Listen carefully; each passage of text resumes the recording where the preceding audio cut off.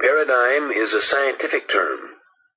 Simply, it means a mental image that you have in your mind of the way things are out there.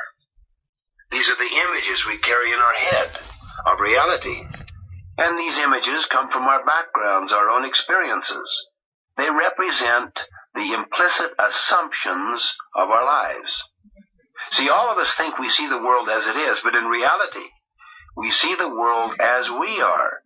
We project out of our own conditioning experiences our background, a certain representation, a certain model, a certain set of expectations, a certain assumption on what reality is out there. And we think that's the way it is. I might describe myself, I might describe you, I might describe a situation as if I were describing it as it is. In fact, I am describing myself. That is, my perceptions of you and me and situations. It's my frame of reference, my worldview, my value system, my autobiography. In other words, I am describing myself and then projecting it upon the outside. Let me illustrate this from an experience I had in a very large metropolitan city. It was Sunday morning, very quiet and sedate feeling. There was a bunch of young kids ran into the subway and their father followed. The father sits right next to me, and the kids just go crazy on that subway, running up and down, turning people's papers aside. They're very, very rude, very raucous. I'm sitting there, and inwardly I'm saying, I can't believe this. This father right next to me does nothing. Now notice my attitude. I try to exercise some control over it so that I am not too obviously critical. But look, what can I see? But after a few minutes, my attitude went into my behavior. And I just said to this gentleman, Sir, do you think you can control your children a little? They're very upsetting to people. Oh, yeah. He lifted his head as if he came to an awareness of what was happening.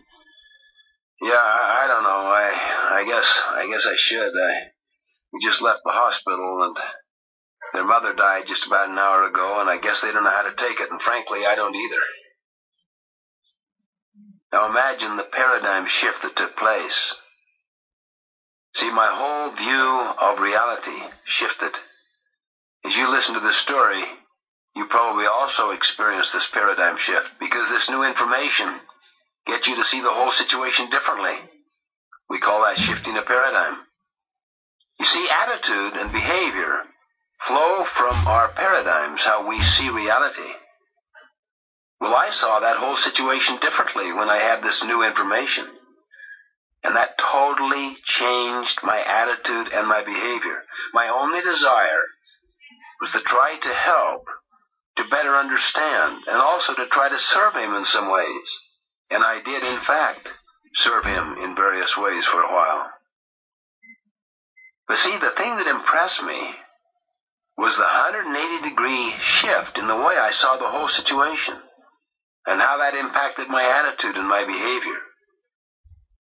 It just teaches you forcibly that how you see something affects how you feel. That is your attitude. And what you do, that is your behavior. Can you see why paradigms are much deeper than attitude or behavior? Most development programs focus upon attitude and behavior. And both of these, of course, are very important. But far more fundamental than either attitude or behavior is a paradigm. In fact, I believe that the greatest way and the quickest way to change another person's behavior is to change their paradigm. In other words, to change how they see themselves, to change the map that they have of themselves. That is the quickest way to change a person's behavior. You ask, how do you change that? Just change their name. Change their role, and you've changed their paradigm. For instance, as soon as you became a father or a mother, did you not see the world differently? I mean, entirely differently? When you changed your name and your role to manager for the first time, did you not see the world differently? You see, that's a new paradigm, a new map. When you became a leader, did you not see the world differently? You see, your role has changed. You see the world differently. The quickest way to change a person's behavior is to change their paradigm. That is, how they define themselves, how they see their role, even perhaps to change their name. Don't work on their behavior. Don't work on their attitude. Just change how they see their role, how they see their responsibility, their stewardship. The 7 habits are habits of effectiveness.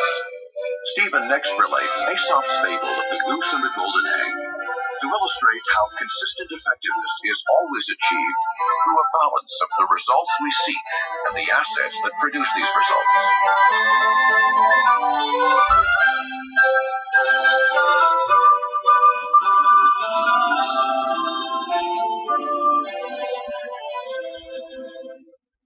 Okay, we've talked a little about the concept of a principle and the concept of a paradigm. Now let's define what we mean by effectiveness. You see, we're talking about the 7 habits of highly effective